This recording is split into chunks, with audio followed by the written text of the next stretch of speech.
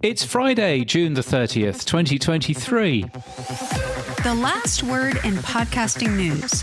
This is the Pod News Weekly Review with James Cridland and Sam Sethi. I'm James Cridland, the editor of Pod News. And I'm Sam Sethi, the CEO of Podfans. In the chapters today, a Stitcher closure in time saves jobs. Acast launches host-read ads. Twit switch away from Spotify. Podcast trends too. Can value for value cross the chasm to mass adoption? And also... Hi, it's Naomi Mellor here, co-founder of the International Women's Podcast Awards. Thanks so much to Pod News. I'll be on later on chatting about this year's awards, entries and everything else you need to know. She will. This podcast is sponsored and hosted by Buzzsprout. Last week, 3,261 people started a podcast with Buzzsprout. Podcast hosting made easy with powerful tools and remarkable customer support, and now AI to help you publish your show.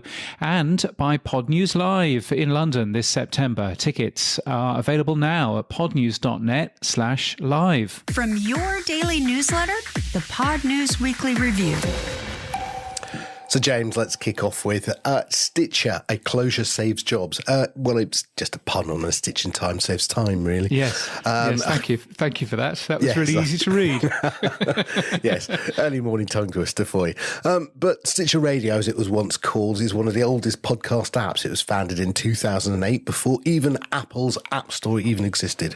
And Stitcher, sadly, will close on August the 29th. Come on, what's going on with Stitcher then? Why have they closed it? Well, you know, it's almost quite sad. So I posted earlier on in the week a full history of the app. It is, as you say, one of the oldest apps. It was founded in 2007. Wikipedia says 2008. Wikipedia is wrong.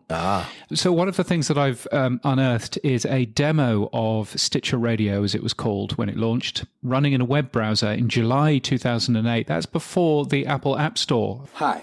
We're Stitcher, and we want to show you how easy it is to use our personalized internet radio. You know, I don't feel particularly impressed at my UX on the websites that I do, but it's way better than the pretty dreadful UX that Stitcher was originally. Wow, gosh. When you're finished listening, just press done at the top left corner. But it was a news-based internet radio service, basically. It then started incorporating podcasts as well.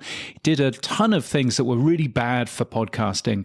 It was adding adverts all over the place, not sharing any of that money, of course, with the creators, but also it was doing an awful lot of caching and re-encoding of the audio files. Now, I have to say, as a listener, that was super helpful because we were all running, you know, old, useless mobile phones at that point. And I remember driving around the country in the UK, listening to Stitcher Radio and listening to a relatively poor sounding version of the podcast that I used to listen to a lot. But of course, it was downloading much fewer amounts of data, and therefore it worked quite well in the car. And they ended up being in 50 different cars, which is quite a thing. But yes, it is going away as of the end of August. Which a lot of people are quite sad about, actually. I mean, I've never used the Stitcher app, I'll be honest, and so I can't say I'm going to miss it. But I'm more interested in, James, why have Sirius, the owner of Stitcher, done this now? Why now, and what are they thinking they're going to gain from closing it? Well, so what they want to do is they've got the Sirius XM app, which is their flagship app, which is undergoing a redesign. It's going to have a brand new look and feel towards the end of the year, and they obviously want to push as many people to that as possible. Basically, listeners are either going to be encouraged to use the Sirius XM app or the app from Pandora. Now, you and I don't live in the US, so therefore, actually, we won't be able to use the Sirius XM app, nor will we be able to use Pandora, because neither of those are available outside of the US. So, bit of a waste of time, really, because essentially Stitcher will go away and we won't be able to use either of the company's two replacements. But I don't suppose that the company cares about us particularly much. There's no job losses here. The people who were working on the Stitcher app are now working on the Sirius XM app, so that kind of makes a bit of sense. The Stitcher name won't go away, and in fact, there's a new podcast coming out in just a couple of weeks Better Tomorrow with Hannah Brown.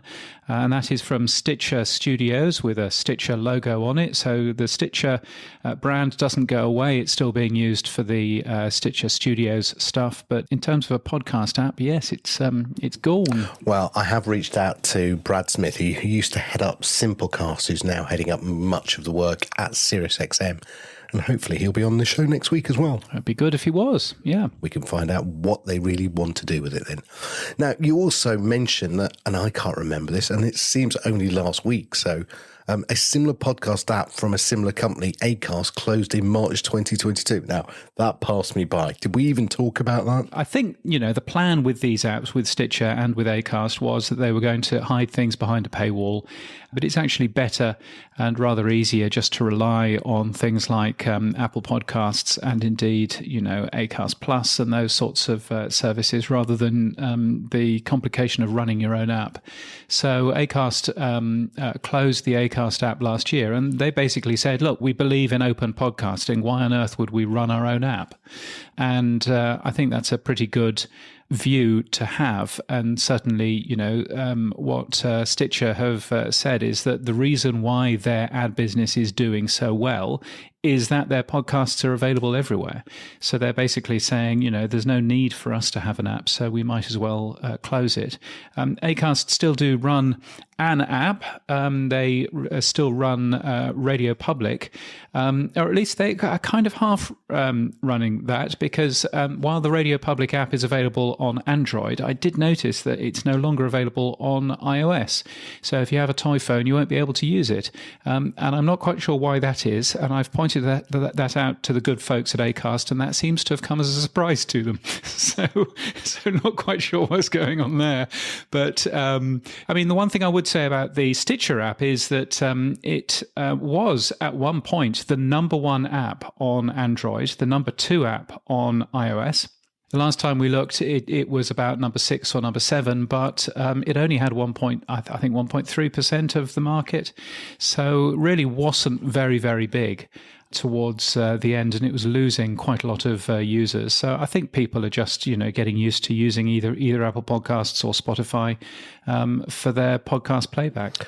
So now I don't have a Stitcher app, or I never had one, but if you did have a Stitcher app, what would you recommend people do next, James? So I think that Stitcher is being used by old folk who fear change. That's what I think is actually happening here.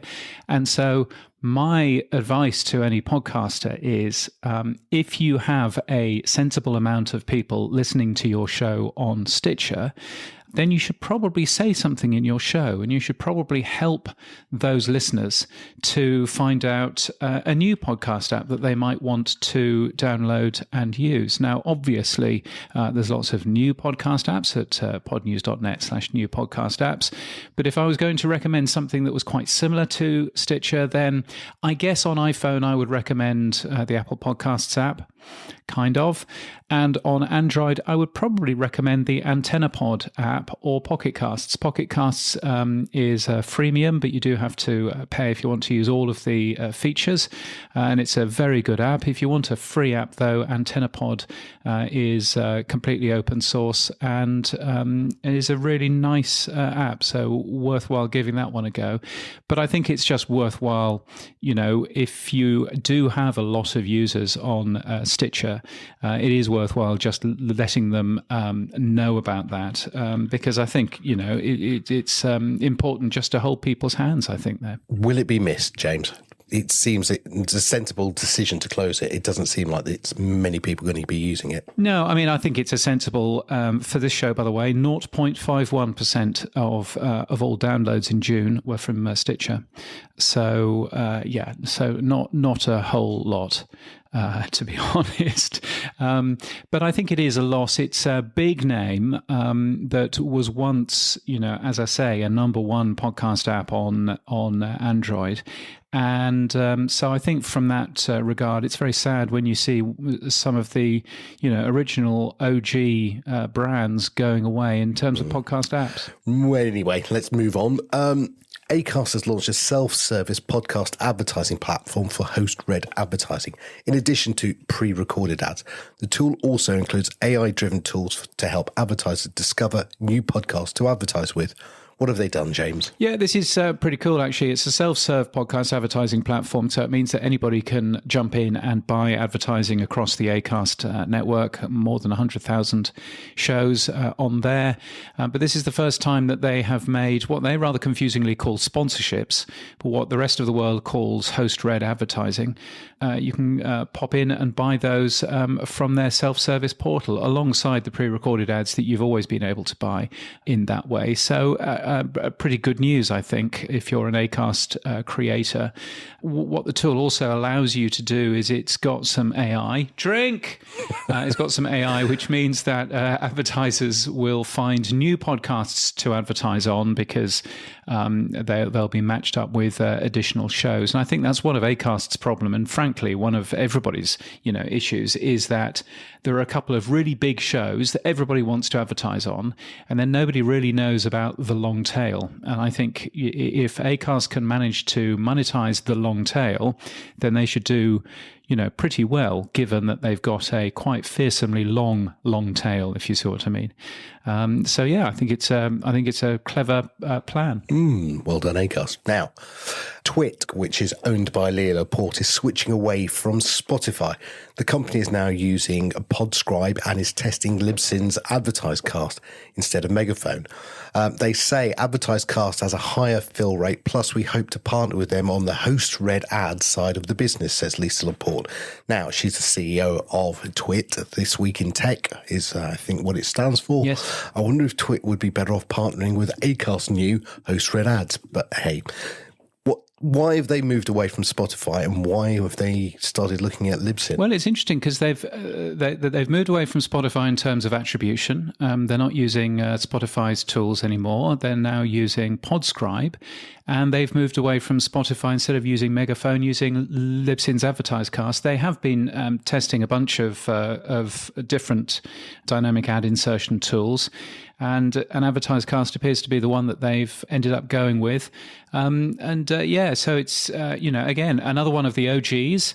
Leo Laporte has been doing podcasts since podcasts were brand new. And, so always interesting seeing Lisa Laporte, jumping in and saying, we're using this particular company and this is why. I do listen to some of Leo's shows. I mean, This Week in Google is one that I do listen to. And he is really struggling with advertising. I mean, he says it every week. Hopefully this will keep them afloat, because it does sound like they are struggling big time. Yeah, and they have made a couple of closures to shows quite recently as well. I mean, there's no doubt that advertising at the moment is quite, is in a difficult place. And I think part of that is that certain sections of the press are just pouring doom and gloom over the podcast industry. I mean, the closure of Stitcher has been taken by some of the press as being, the world is collapsing, the ceiling is falling in, and I'm really not sure that I'm seeing that. Yes, Spotify is changing a few things.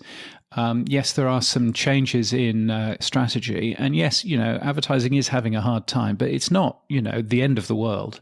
And I think, another friend of the show, Elsie Escobar, was saying this on Twitter, that it's really all of these changes at places like Spotify and Stitcher and everything else are almost irrelevant for the majority of individual podcasters who are just continuing on.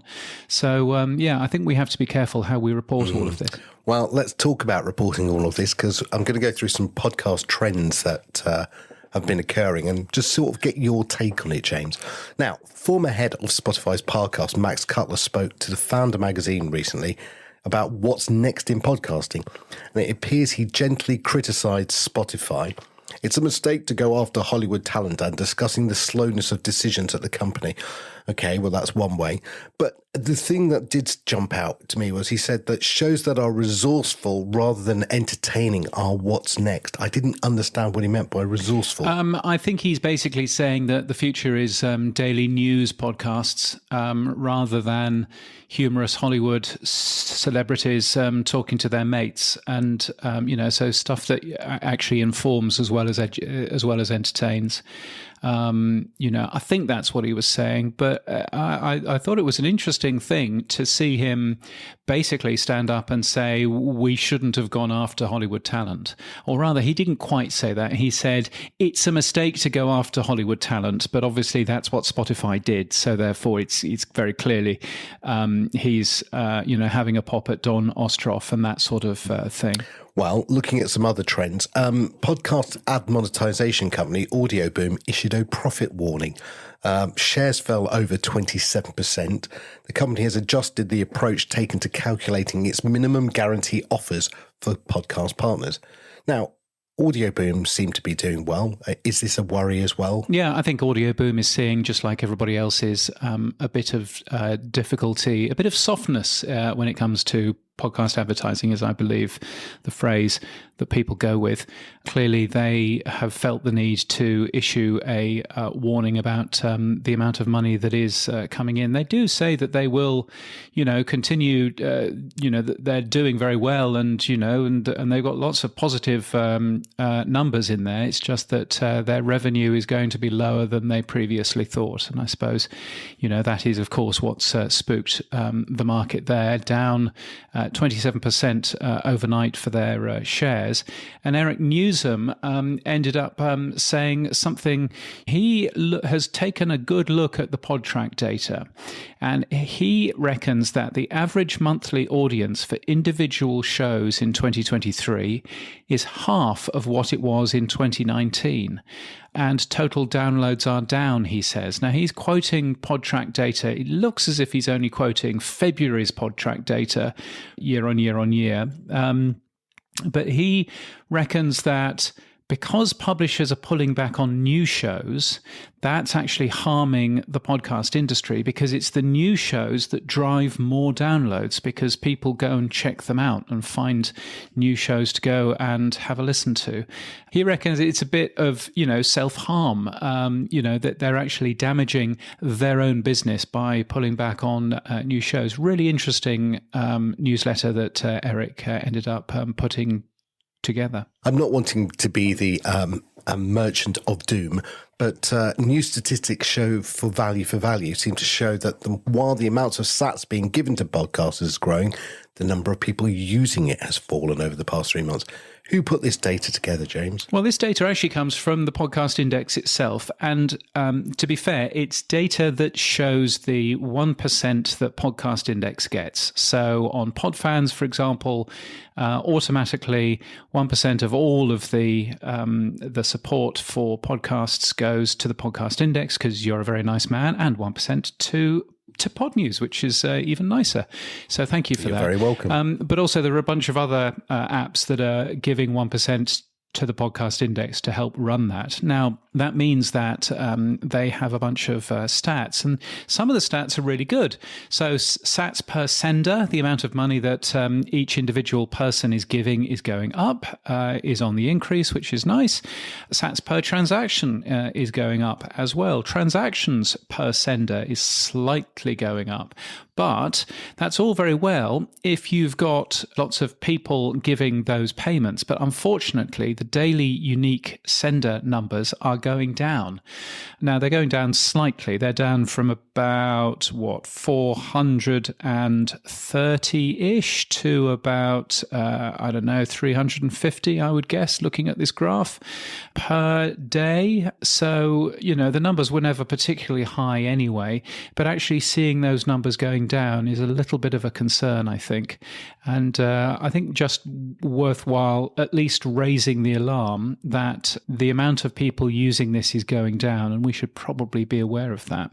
What do you think in terms of that? Because you're kind of staking your future in terms of the Podfans platform on Sats and that form of support. I'm not worried at all, actually. This trend reminds me of the early days of Amazon. I don't know if you remember, James.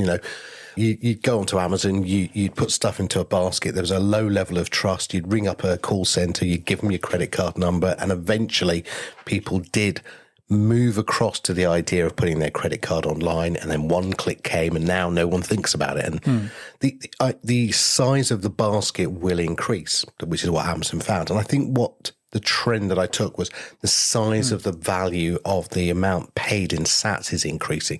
So people are going, we've seen it ourselves. Did you get my Sat? 1 Sat sent, right? Because the worry was that, he's going to empty the bank account and they're going to have to remortgage.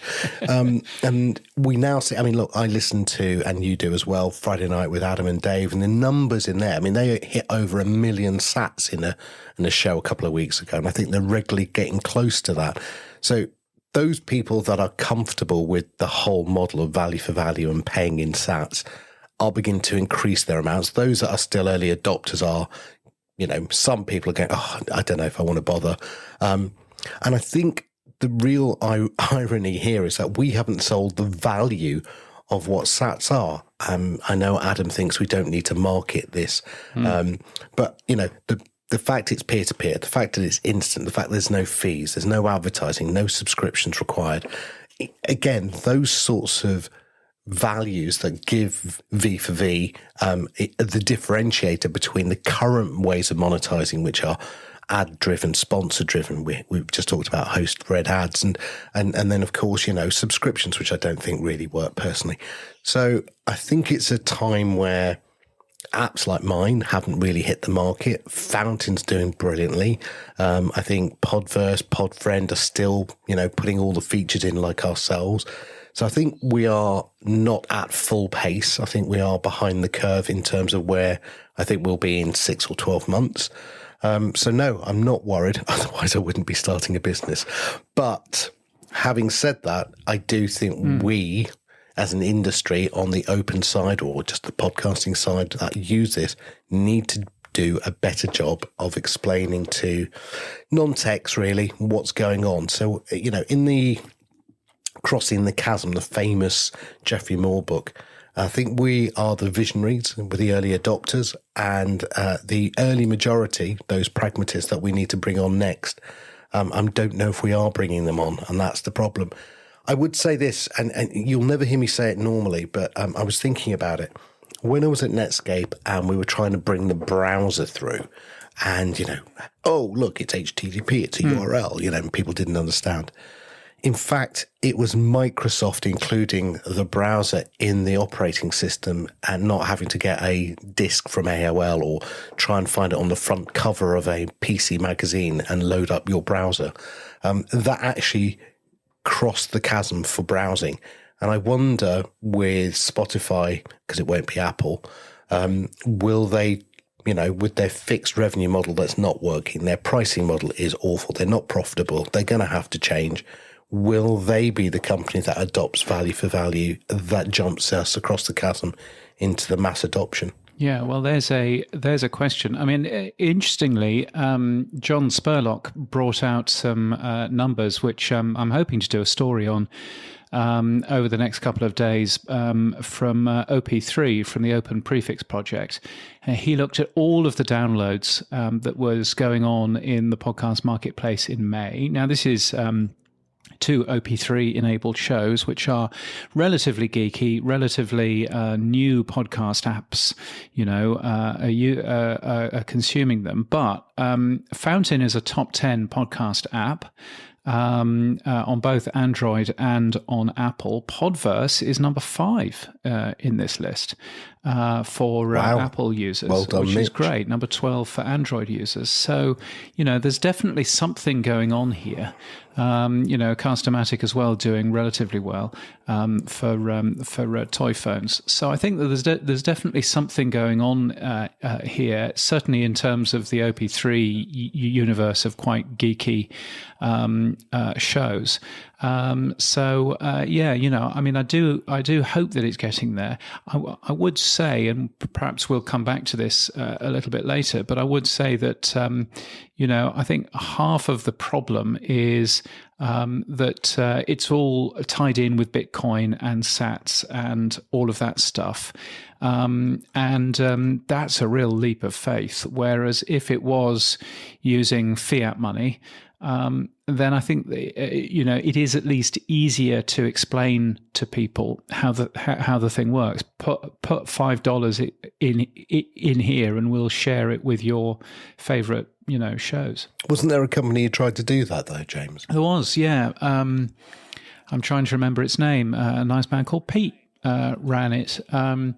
But that seemed to go not very far as well. But I think if you were to tie in both the Bitcoin stuff and but also add some fiat money on top of there, I think that may be the way of going. So actually, you can pay directly with Bitcoin if you want to, or you can leave all of that complication to the app. And the app deals with all of that, and you just give it some pound sterling or some US dollars or whatever. Yeah, it might well happen. Other similar trends that were from that same data set, which I thought was quite interesting, was a significant increase in the use of the value block within podcasting, the use of funding, transcripts and chapters. So people are beginning to start to use it. I would say, I'm not really bashing hosts, but clearly I am bashing hosts.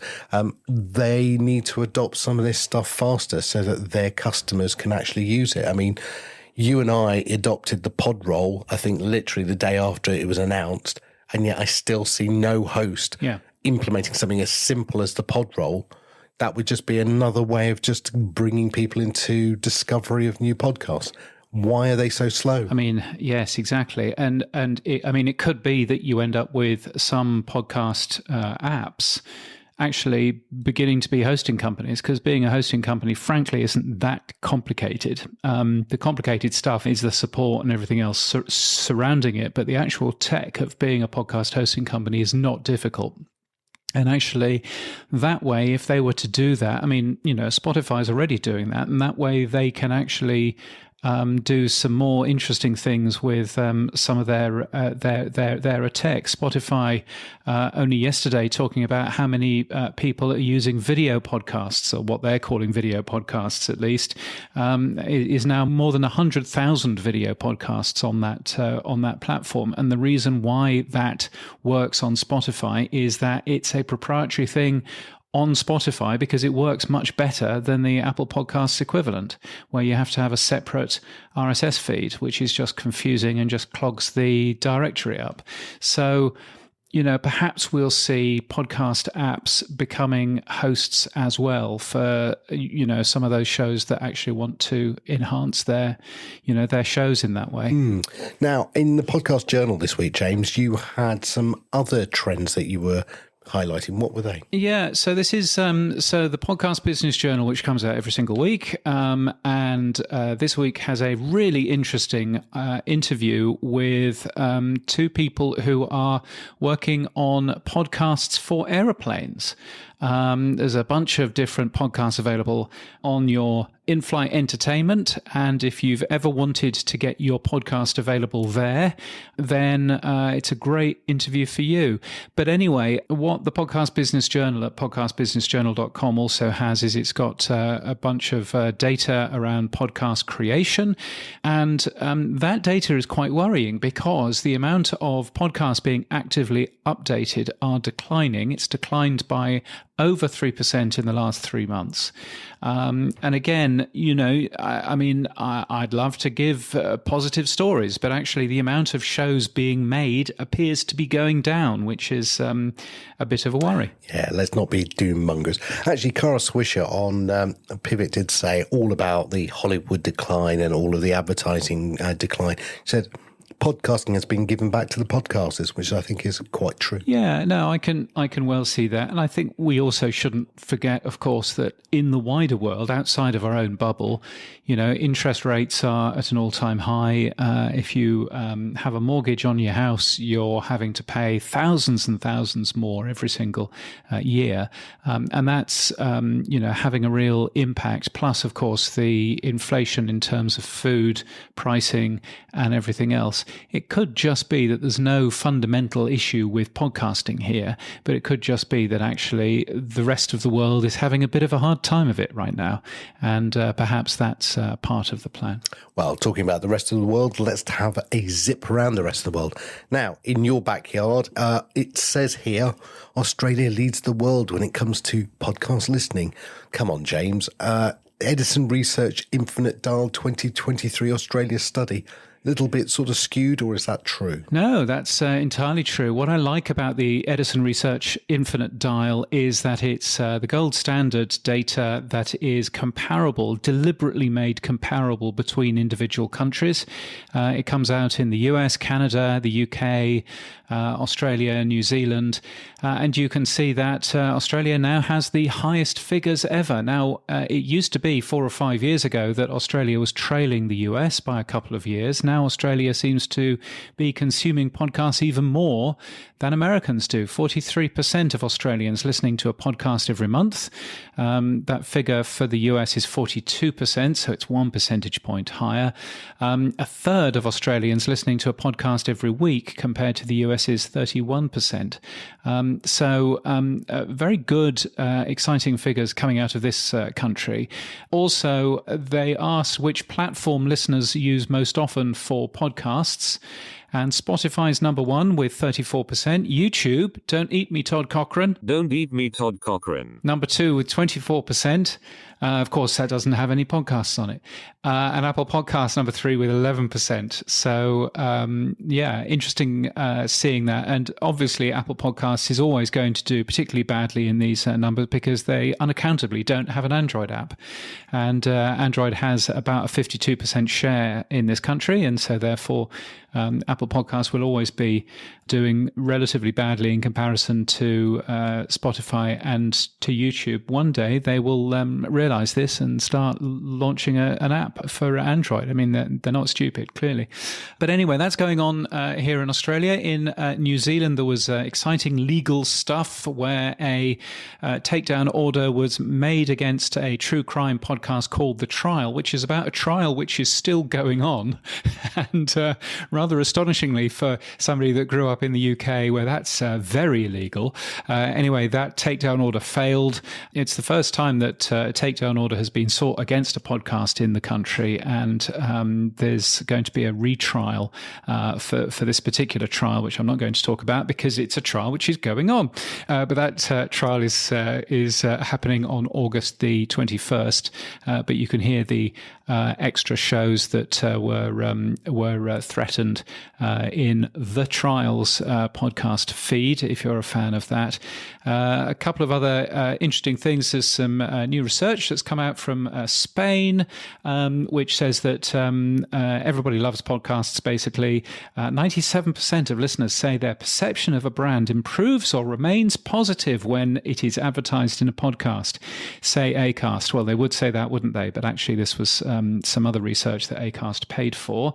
Another piece of study that came out of Spain from a university there looked at a bunch of original podcasts to discover that more than 2/3 of them were hidden behind a paid subscription wall. So Amazon Music, Audible, Kuonda, iVoox, Sonora, Podium, Podimo, an awful lot of paid-for podcasts in Spain, seemingly. So some really interesting stuff there. Podimo seemingly doing very well, because they have a recording studio in Madrid. Acast is doing some stuff in Denmark with a podcast studio called Podster, which is very interesting, which is taking shows which have been successful in other countries and translating them into different languages, which is nice. And in Singapore, MediaCore, which seems to own all of the media in Singapore, they're holding a podcast talent hunt competition. There's a $5,000 $5,000 top prize, which sounds very high, but it's 5,000 Singaporean dollars, and therefore is not very much. How much is that in Great British pounds? It's just under 3,000 pounds, so not particularly great. Hey, but anyway, hey, don't sniff at it. I mean, I only failed to qualify because of my age. Otherwise, I would have been entering. Yes, because it's only for people aged 15 to 25. So you're just on the top end of that. Hey, damn. So there we go. Anyway, that's around the world, and there's quite a lot of entertaining jobs, including a change of job role for Daniel Ek. This is interesting. Yeah, I spotted this on Twitter yesterday. He was saying, at Spotify, I've had the same title for 17 years, but I'm on my 8th or 9th job.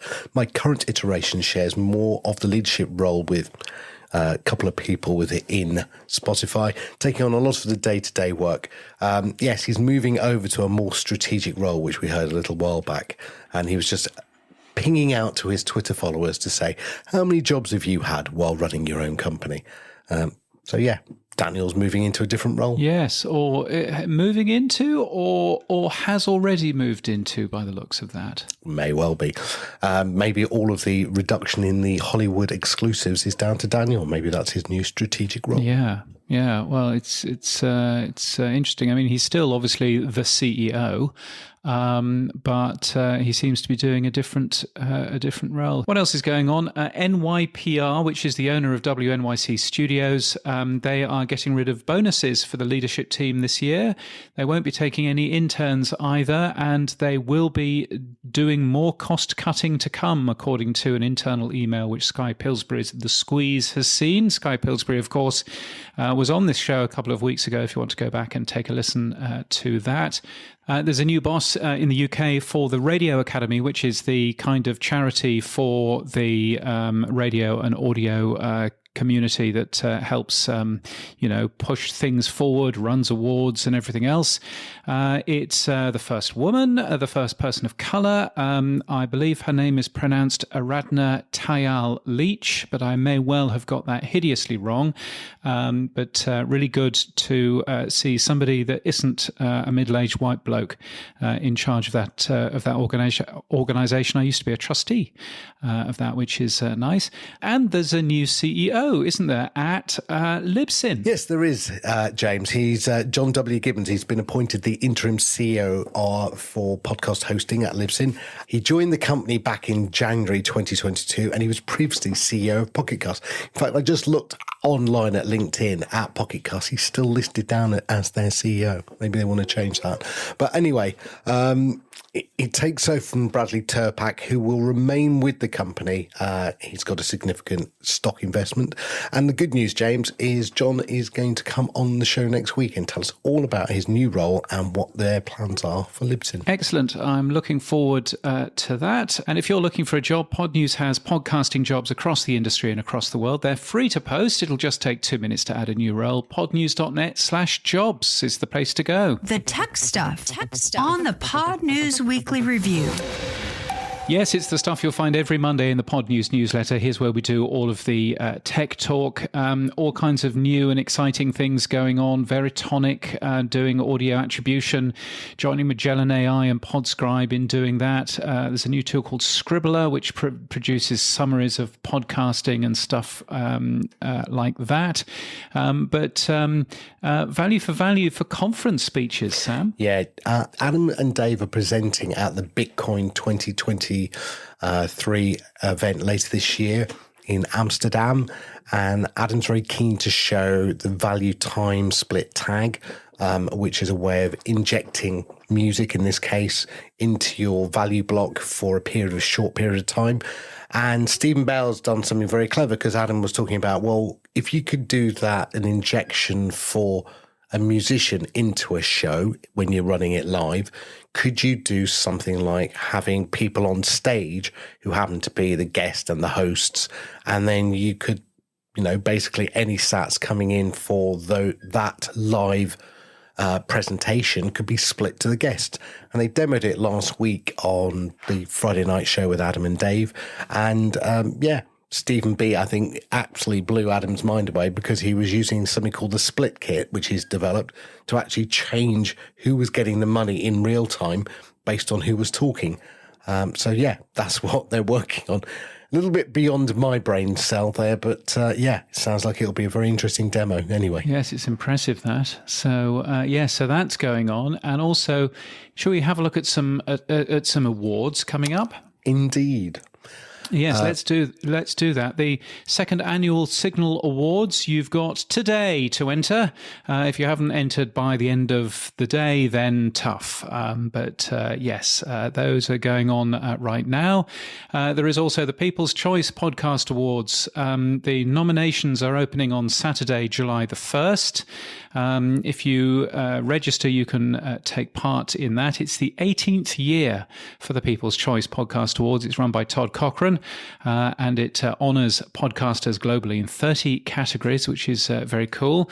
The British Podcast Awards has also opened voting for its Listener's Choice Awards, and you can vote for any podcast, even this one.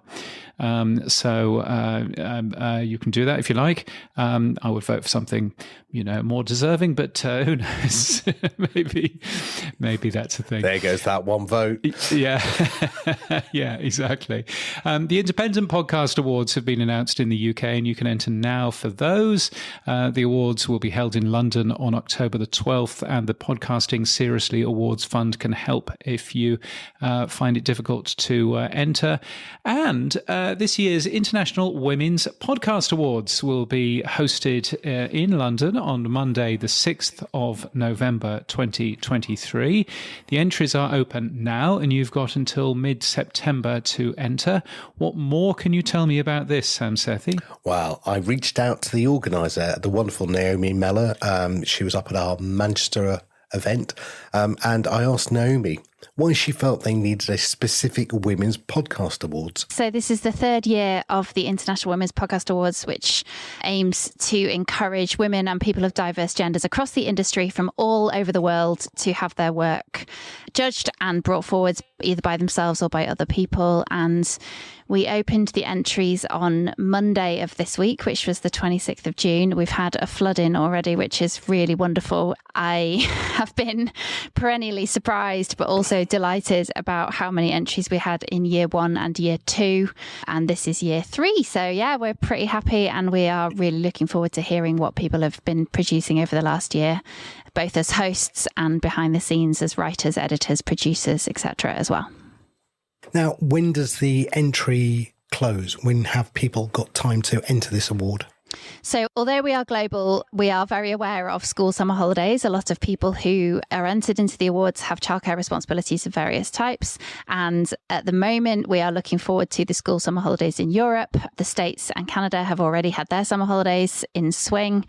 And so for that reason, we are open for quite a while until Friday, the 22nd of September, to facilitate people working around time off for childcare, etc. And also some people just need a bit of downtime over the summer. We know that a lot of people in the UK go away in August and they just want to have a bit of nice time off. So yeah, we've got that going. So Friday the 22nd of September is the date that you need to think about.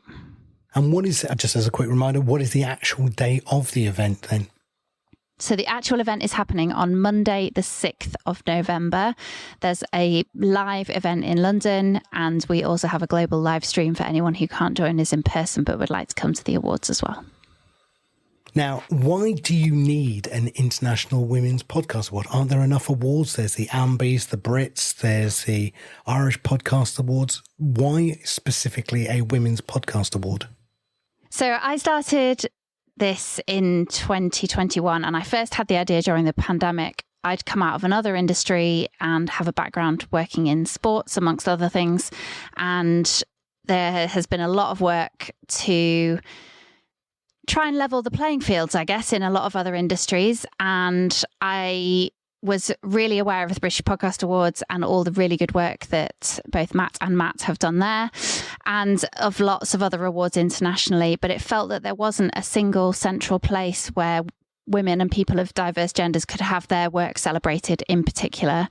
And it just made sense to me at the time that we're a huge worldwide family in podcasting. I know, Sam, that you really like the idea of podcasting remaining a really strong community. I do as well. And I think allowing people to put themselves forward within that community, even if they haven't had 5 million downloads or have got 60,000 Instagram followers or whatever, we really celebrate the work that people are doing and the moment of audio brilliance that they've created.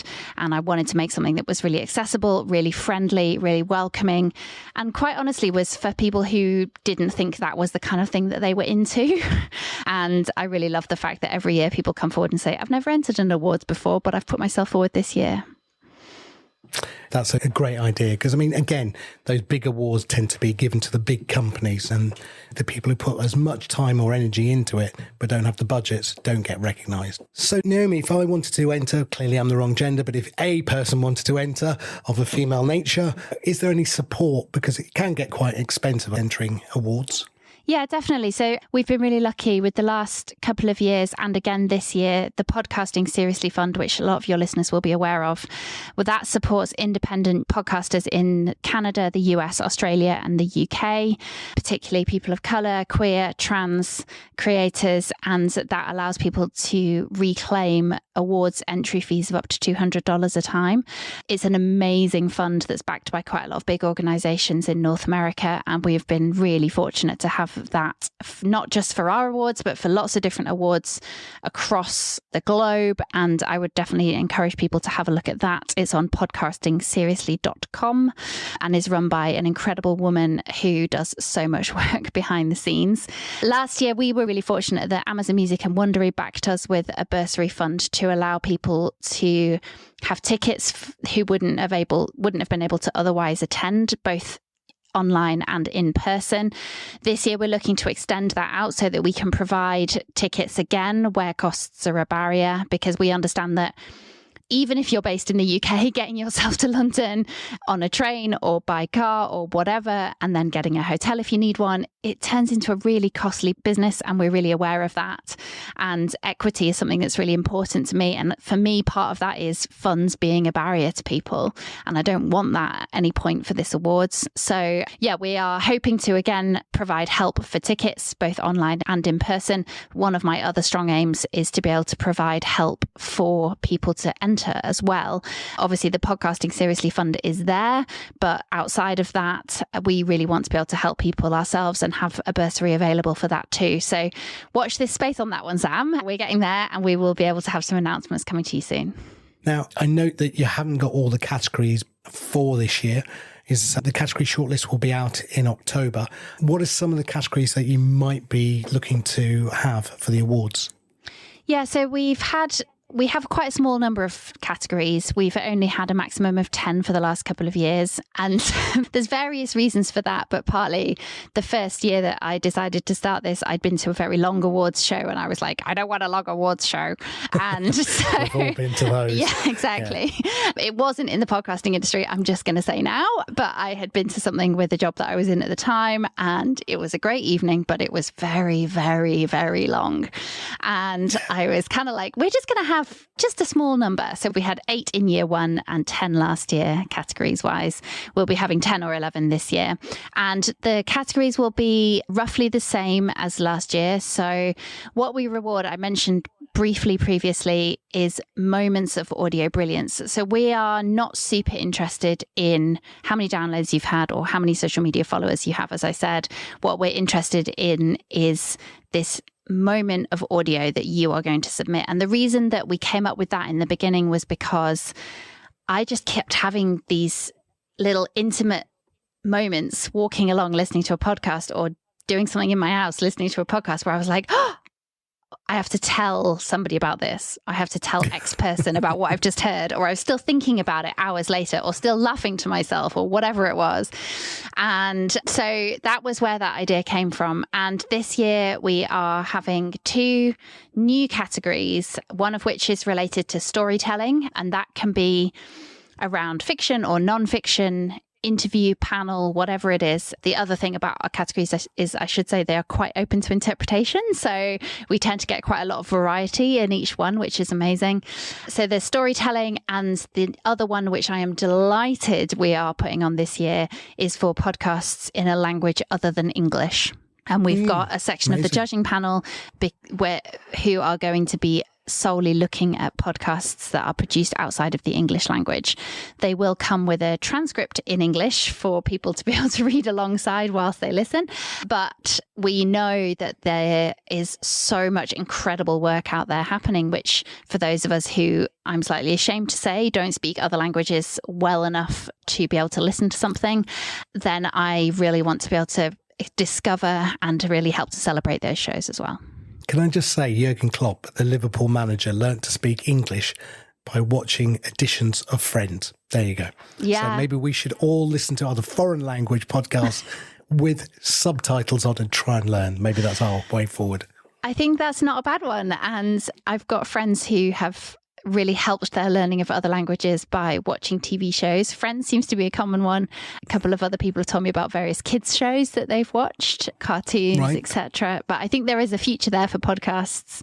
If anyone out there can subtitle shows for people to listen to, I think there's a really good niche market there, I think, personally. But it's very exciting, and we're delighted to be able to extend that open to just a really wider number of countries and a wider area of the world. We've got some fantastic contacts in some really varied and brilliant locations in the podcasting community, and they have been incredible about saying, well, you know, there's this one language, but there's also X number of dialects that go along with that, and I think that's incredibly exciting.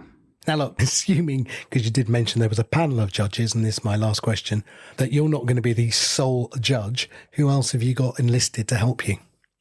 So we do have a large panel of judges, and the reason for that is that we don't judge anything internally or shortlist anything internally. So I always love to say to people, it's nothing to do with me, you know, submit your entry, but then I don't get to decide who is shortlisted, which is a great relief to everyone, I'm sure, but also allows me to have a degree of independence, which is brilliant.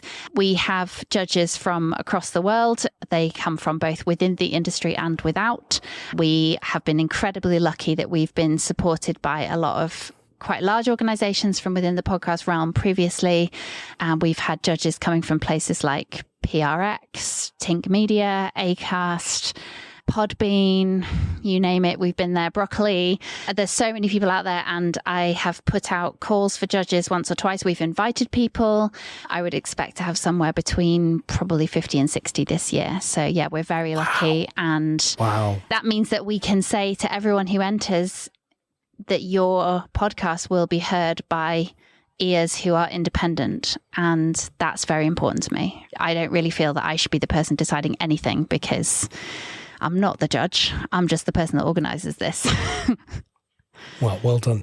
Quick reminder then. So you can enter for the awards now. Closure of the awards entry is on Friday, the 22nd of September. The actual awards ceremony is in London at the Conduit on Monday, the 6th of November. And keep your eyes and ears out for further news about sponsors and the bursary. And definitely. I'm sure you'll be talking more about other things before that date as well. I will. And the one final thing I'm just going to add, Sam, is that you can nominate other people. And so we get a lot of really amazing allies from across the world saying, well, I can't enter, or I don't want to, but X person who works with me or I know has done an amazing show, let me put theirs forward. And that is a really big privilege. And it's also a really amazing thing that we've seen growing over the last couple of years as well. Naomi Mellor, thank you so much, and well done for putting on the awards. Thank you, Sam. It's been lovely to chat. Naomi Mellor from the International Women's Podcast Awards. Things and events going on include the podcast movement in Denver in August, which I'm going to, looking forward to. Acast, the Arkansas Podcast Festival in September. Podcast Day Asia, September the 6th in Kuala Lumpur in Malaysia, which I'm going to as well. There's the London Podcast Festival in early September as well, which is always good to end up going to. And of course, Pod News Live in London, happening on the 27th of September. We would love to see you there. It's the day before the British Podcast Awards. Who are some of the speakers for that, Sam? Well, we've got Ross from Acast. We've got Dino Sophos from Persephonica. We've got Jack Davenport from The Rest is History and the Rest is Politics. We've got Jake Warren from Message Heard. We've got speakers from Listen, from Chalk and Blade. I mean, the list is pretty impressive, actually. Excellent. And our big surprise speaker, is he still? He or she still, It's in negotiation. I will reveal that one to you as well, James. I'm not going to jinx this. We've got an 80% thumbs up. 80% or 18%? Well, no, 80. I mean, it is positive. It's very positive. There's diaries being shuffled as we speak. But if I can pull this one off, yeah, I'll be very chuffed. Yeah. Well, anyway, you can get your tickets for this event. podnews.net/live is where to get your tickets for that. podnews.net/live would be a good thing. And there are more events, both paid for and free, at Pod News, virtual events or events in a place with people. podnews.net/events is where to go. Boostergram Corner on the Pod News Weekly Review. Oh, it's our favourite time of the week. How excellent. And yes, we've got a bunch of sats, haven't we? Yes, we have. Gene Bean said, best of luck on podcast validate, verify, authorise, whatever it will be. I think we're going with verify. He's saying claiming a podcast on Conshacks is another place that would benefit from this. And he sent us 4,096 sats. I think all the podcast apps would benefit from this. James, you were talking about how you've just had to do it through Apple and it's a pain. And it is a general pain when you have to claim a podcast, and nobody really wants to do it on 15 directories. But if all you had to do was click one button and it happened, it would make it so much quicker. It would, absolutely. So, yes, as Gene Bean says, best of luck on that, if you can get that working. Bravo, James, bravo. Now, I do know who this came from, but I've forgotten. Anyway, that was to do with me being rude about Joe Rogan. So there you go, 10,000 sats from there. So thank you, anonymous person. And... And talking about that, Scott, thank you for 1,420 sats. Wow, what a hateful man you are. I love to see Joe Rogan piss you off so much that you act like this, a little child. Well, thank you for the sats, 1,420 sats that you've just paid me for that. That's very kind of you, Scott. If you're gonna, exactly. Exactly. If you're going to slag me off, give me some money while you do it. Yes. Dave Jones sent us 20,000 sats. Thanks, Dave. Oh, God, thanks, Dave, for the interesting word. Interscene battles over terminology is the spice of life. Okay, I need to look up what that word means, James. I think it's internecine, internecine battles. Yes, but I think that relates to the Todd Cochran, Rob Greenlee spat last week of basically Todd shouting over Rob for 3/4 of an hour on what a podcast is. Don't eat me, Todd Cochran. Don't eat me, Todd Cochran. I think that's quite a thing. He doesn't listen to this particular show, clearly, because otherwise I'm sure he would have mentioned my little jingle. But still, what else have we got? Kyrin from the Mere Mortals podcast. Very kind of you, Sam. The first episode of season 3 of the Value for Value podcast should be out now, which will be a more digestible form of that long episode I did. He says, lots of luck with getting the verify tag through. And a row of ducks, 2222 sats. And he also says, what the hell went into your sink, James? Exactly. I also like to pour super glue down there, but I normally stop at 1 or 2 bottles. I'll tell you what it was. It was you can get this fiber dietary supplement, which is just like basically husks of some, plant or other, which we got for the dog.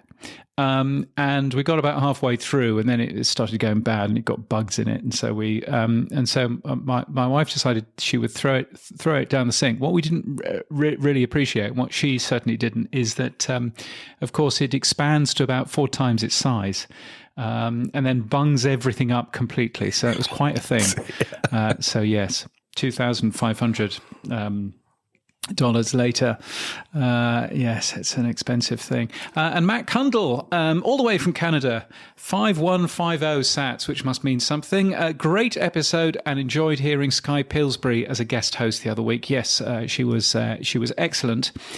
She even did the whole recording in a pillow fort thing, and she put a duvet over her head. And I said, we don't need to worry about that. You've heard the show before. We don't need to worry about any of that. Yes.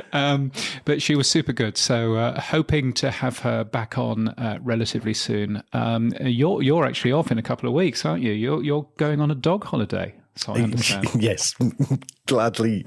Make sure you get that right when you said it's a dog holiday, not a dogging holiday. Yes. Just make sure that gets out clearly. Yes. Wow. Yes. No. Yes. And on that bombshell. Exactly. No. Yes. Every year we take the dog down to Cornwall because then we bugger off to Italy or wherever in the world and we leave her with our friends. So yes, she gets her own little dog walking holiday. So we're off down to Cornwall. Her own little dogging holiday. Well, that's a lovely thing. I don't think the Americans know what that is, do they? I think it's an English term. It is, yes, and we shouldn't let them know. I think it's an English term. If you're an American, don't Google for dogging. Okay. No. Don't do that. That would be a mistake. Exactly. If you get value from what we do, the Pod News Weekly Review is separate from Pod News. Sam and I share everything from it. We really appreciate your support so we can continue making this show. If you want to, you can become a power supporter at weekly.podnews.net with money. And if you want to support us with sats, of course, then new podcast apps are the way. You can support us with those sats by hitting the boost button in your podcast app, and that would be a lovely thing. And we have a new supporter at weekly.podnews.net, Daniel Lopez. Daniel, thank you so much for your $5 a month. Much appreciated. That's a super excellent thing. You are an IT professional interested in technology, science and rock music, according to your website, which is all very exciting. And I'm trying to work out where it is that you are in the world. You're in Mexico. Excellent. Well, we might see you later on this year when Pod News Live comes to Mexico. So who knows? But thank you so much for joining. That's much appreciated. Now, what's happening for you this week, Sam? Well, today is my daughter's prom date, so I'm going to have a house full of 18-year-old teenage girls and boys. And then they have you hired a tent? No, not this time. No, they're just going to drink themselves stupid in a pre-drinking session and then go down to the organised event. So nice. My job really is to supply alcohol and then be a taxi driver this evening. So yes, exciting job. Oh dear. Two really good podcasts I highly recommend people listen to. I listened to my old boss Mark Andreessen on the Lex Friedman Show. It's a 3-hour podcast. Proper long. He talks about AI, the future of the web, but he also does a really brilliant in-depth history of the web, considering he built a lot of the early stuff. And then they just go on and keep talking about various interesting hot topics. So highly recommend it. Look up Lex Friedman's interview with Mark Andreessen.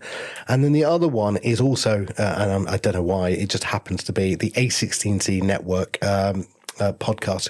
Talks about network effects, moats, and Web3. And when I first listened to it, I was like, oh, not Web3. I'm not really that interested. But actually, Scott Duke Comneers, who's a professor at Harvard, who's the guest, talks about NFTs, but he talks about in the same way, if you applied podcasting to it, the way that you can have co-opetition. So if you look at the way that Fountain, Pod versus Pod Friends, Pod Fans compete, but also work together. Again, the use of open source, if you look at what the namespace is doing. So it has a lot of relevancy to what we're doing in the podcasting industry. So it's called Network Effects, Moat, and Web3. They even talk about something called vampire attacks, which is a new theory of blood sucking from platform competition, which is really worth listening to, I promise you. James, so what's happened for you this week? Well, I have been all alone all week. The rest of the family are in Fiji, soaking up the sun in Fiji on a beach holiday. So why aren't you with them? I'm not with them because A, I'm looking after the dog, and B, my idea of a holiday is not lying by a beach. It drives me crazy. So no, not doing any of that. So I've had a nice quiet week. My plan was to do lots of coding. And to fix some of the technical debt that I built myself 5 years ago, the actual output of that has been nothing of that at all. So there you go. But I've put some shelves up, so that's good. So that's been nice. And also, and I mentioned this earlier a little bit, but it was lovely to see you becoming a supporter of the Pod News Daily newsletter. By giving 1% of all podcast support to the Pod News Daily and a further 1% to the Podcast Index within the Podfans app. So thank you so much for doing that. Much appreciated. That's a real help. Have you started to see them come through yet? That's the main thing. I am seeing a few coming through, yes, which is nice. So every so often you see some Podfans payments. You will start to see lots more, which hopefully then, if we can push this forward in the way I'd like to think we can, hopefully will help you, James, and Adam, for doing all the great work that you've done. So I'm building on the shoulders of giants, the pair of you.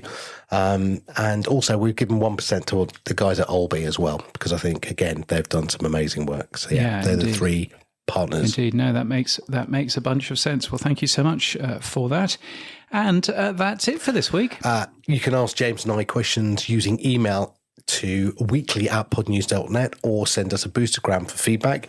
If your podcast app doesn't support Boost, then grab a new app from podnews.net/new podcast apps. Yes, our music is from Studio Dragonfly. Our voiceover is Sheila D, and we're hosted and sponsored by Buzzsprout. Podcast hosting made easy. Get updated every day.